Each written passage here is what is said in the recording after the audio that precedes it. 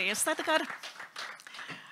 Labdien, mīļā un godātā dziesmu svētku kopiena. Uz dziesmu svētku 150 gadu sviļņa tappa grāmata.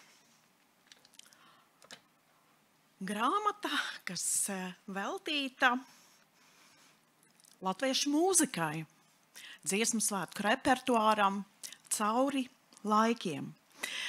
Šī izdevuma iniciatīva piederēja Latvijas Nacionālajam kultūras centram, un tā izdota sadarbībā ar Latvijas Universitātes literatūras, folkloras un mākslas institūtu, un ar lielu prieku bildīšu arī ar Rakstniecības un mūzikas muzeju.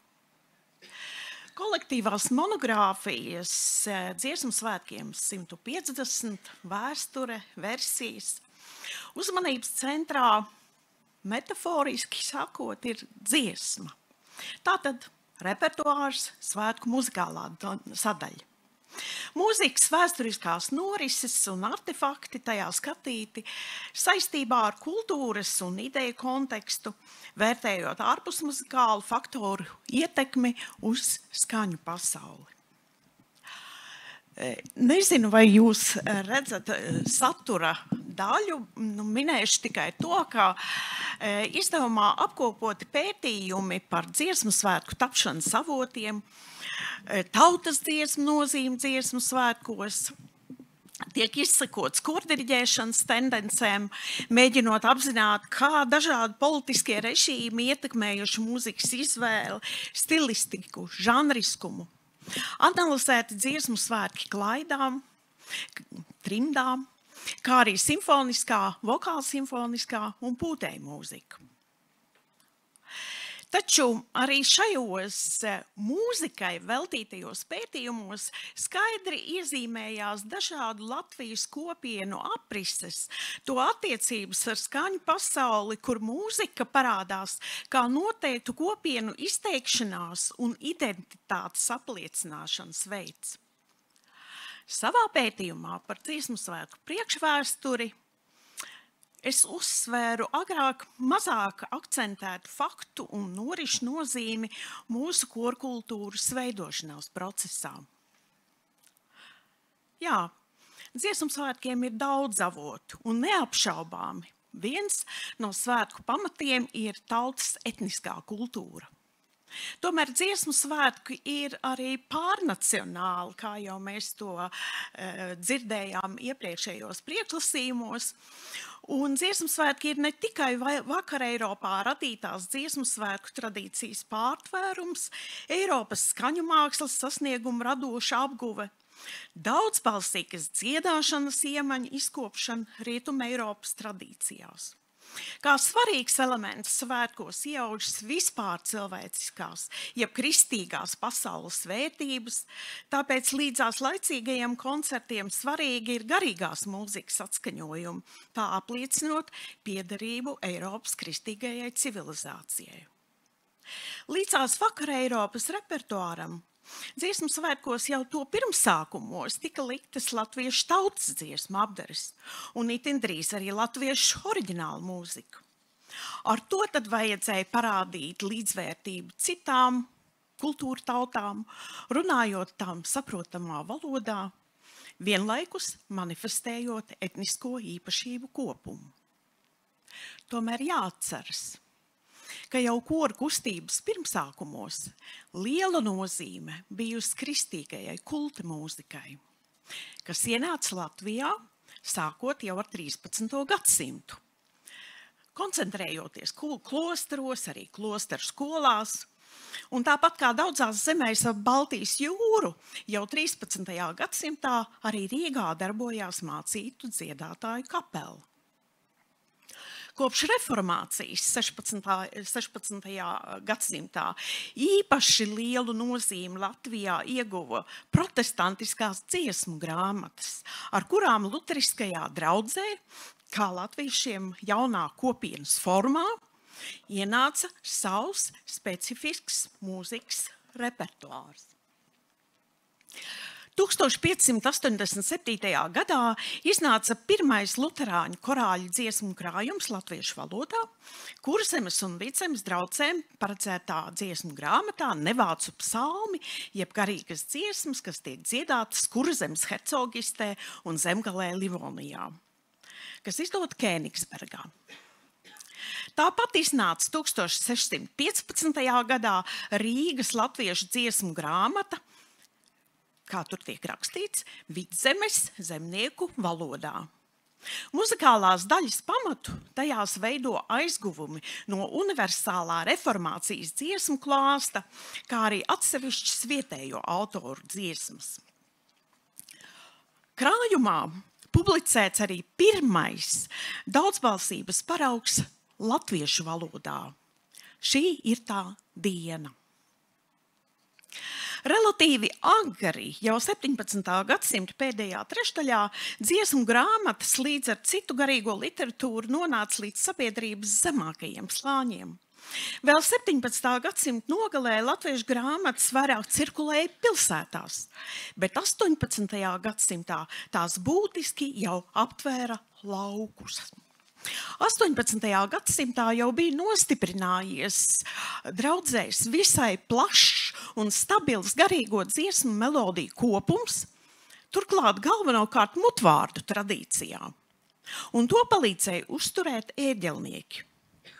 Dziesmu grāmatām ar tekstu apkopojumiem atbilda korāļu melodiju krājumi, iekārtoti čerbalsīgi ēģelēm.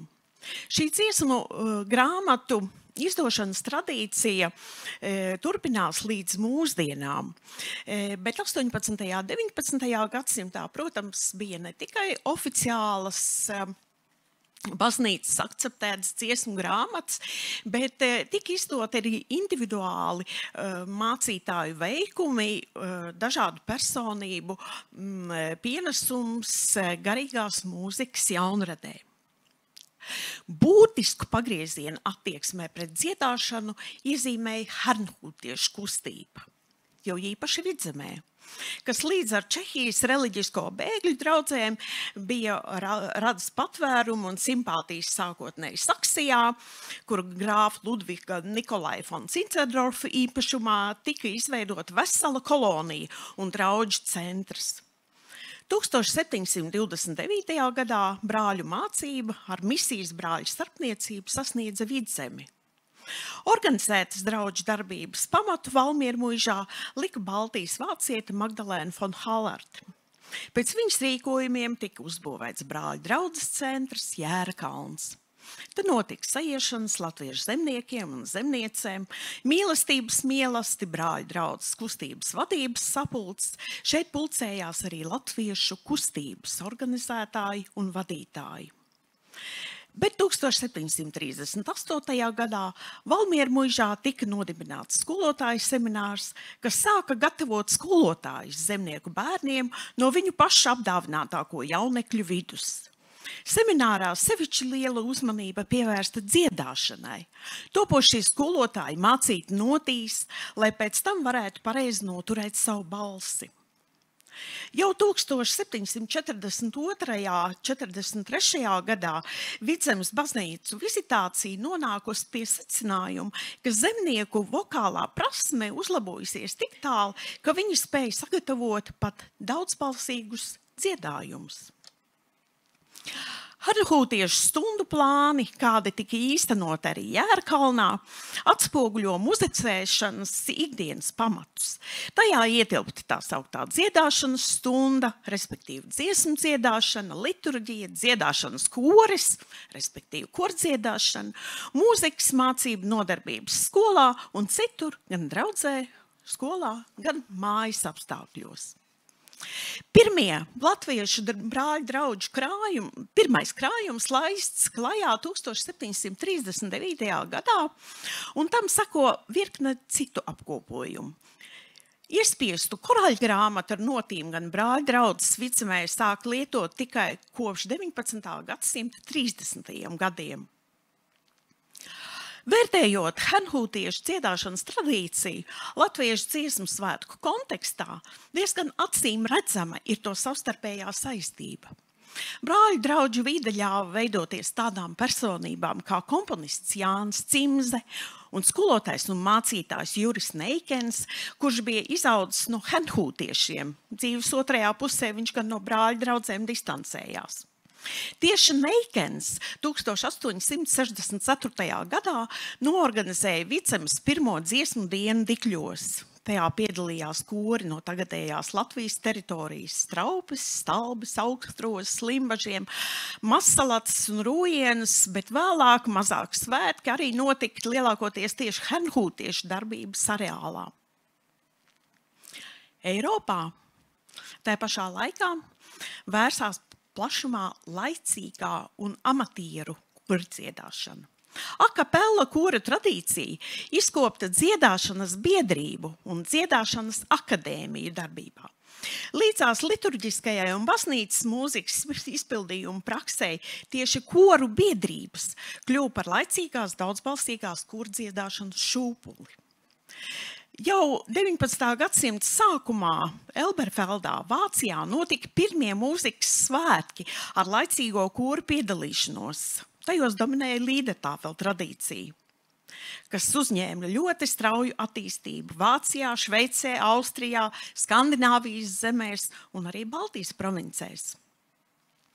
Jau 1819. gadā Jelgavā tika dibināta līdertāfela biedrība, un šādu biedrību skaits arvien auga, aptverot arī citas tagadējās Latvijas pilsētas.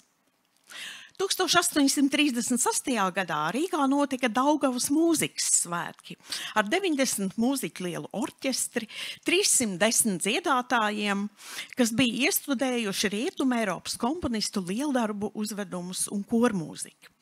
Šie svētki aizsāka vācu baltiešu dziesmu svētku kustību. Svētku ideju viņi neapšaubām bija pārņēmuši no Vācijas, kur šāda veida lielāka vai mazāka sarīkojuma notika jau kopš 19. gadsimta 20. gadiem. Bet kā tad ar latviešiem? 19. gadsimta pirmajā pusē jau parādās arvien vairāk ziņu par latviešu kordziedāšanu, īpaši latviešu avīzēs, kas iznāca no 1822. gada, kā arī laikrakstā Tas latviešu ļaužu draugs.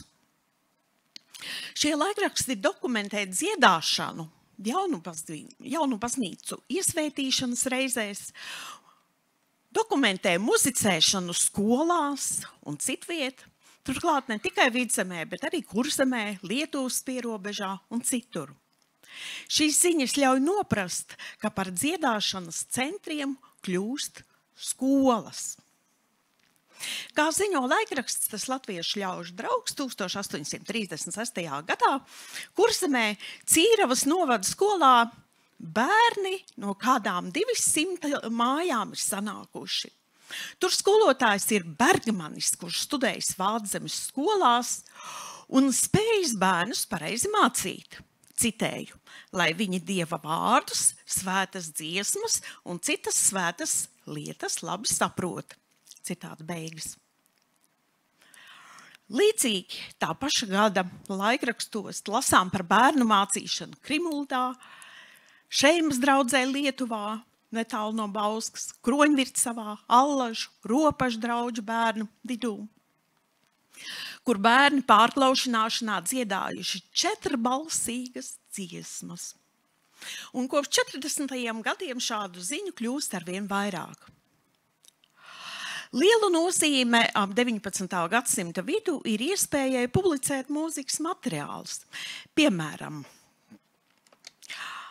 laikraksts Tas latviešu ļaužu draugs 1833. gadā publicē anonīmu Lieldienu šūpuļu dziesmu, kas ir pirmais zināmais publicētais latviešu čerbalsīgais kora dziedājums.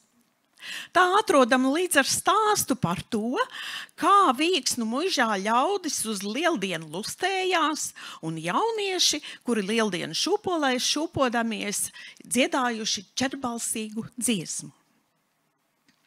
Tolaik Kā vadošā dziesmu krājuma izdevēja, izvirzījās vācu-baltiešu mācītāja izveidotā Latviešu draugu biedrība, kas publicēja dziesmas latviešu valodā skolām un skolu koriem.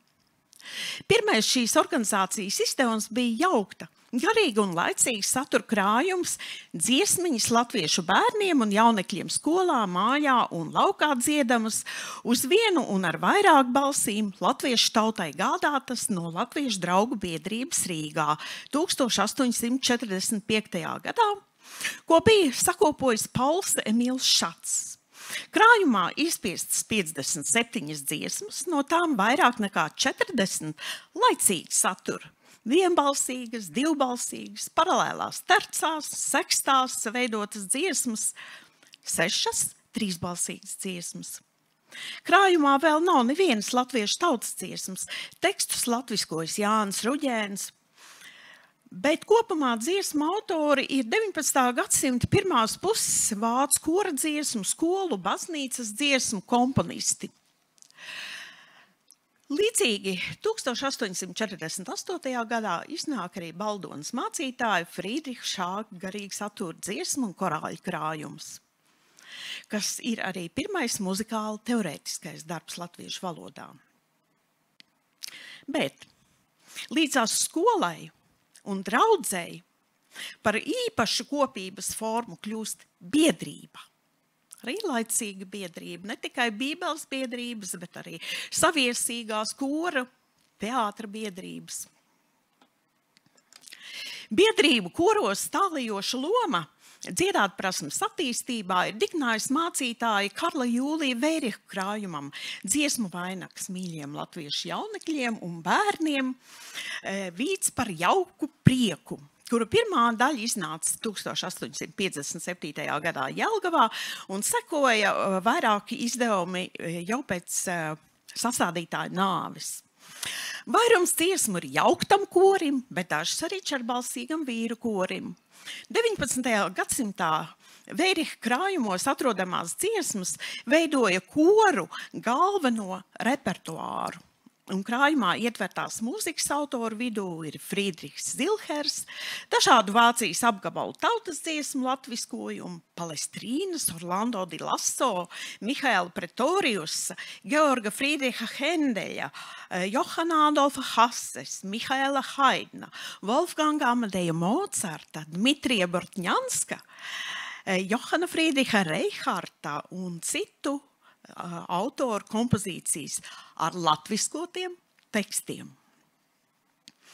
Par tulkoto vācu tautas dziesmas popularizētāju kļuva arī pirmais pašu latviešu sastādītais laicīgo dziesmu krājums Jāņa Kaktiņa un Jura Caunīša 100 dziesmas un ziņģis ar notēm jaunekļiem par labu. Krājuma veidotāju darba rezultāts nav vairs domāts skolām, bet pieaugušajiem. Tajā apkopotas tikai vienbalsīgas un divbalsīgas dziesmas. Minēto skaņdarbu kopums sagatavoja daudzbalsīgas dziedāšanas un pusprofesionālas vokalizācijas pamatus. Šajā augsnē, sākoties tautas dziesmu vākšanas darbam, nobrieda jauna nacionālā repertuāra aizmetņi. Tie pilnā plaukumā jau parādījās Jāņa Cimzes dziesmu rotā, dārza un lauka puķēs. 19. gadsimta otrajā pusē no dažādiem mūzikas izdevumiem, arī baznīcas dziesmu grāmatām, izkristalizējas noteikts skaņdarbu kopums. No tā vispārējiem svētkiem izvēlētas dziesmas, ko vidzemnieki, kurzemnieki, vēlāk arī latgalieši dziedāja no vienām un tām pašām svētkiem apgādātajām grāmatām, vienojoties kopīgas identitātes manifestācijā. Garīgajam un laicīgajam repertuāram, vācu, šveiciešu, austriešu un citu tautu autoru dziesmām līdzās parādījās pirmās latviešu tautas dziesmu apdares un pirmie oriģināli darbi, tostarp Baumaņa Kārļa lūgšana Dievs svētī Latviju, ko komponists sagādāja jau pirmajiem vispārējiem svētkiem. Līdzīgi kā citur Eiropā, ar repertuāru palīdzību koru kustībā tika apvienotas dažādas sociālās grupas uz nacionālā pamata. Bet dažādās latviešu kopības formas, dažādās kopienas Ilze, Baznīcas, laiks. jā, pēdējais teikums, paldies. Baznīcas draudze un draudzes koris, Vidzemes gadījumā arī herhūtiešu draudze, laicīgā biedrība, skola.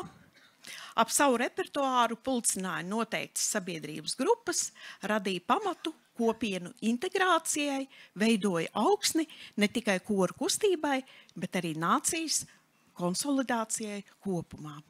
Paldies par uzmanību!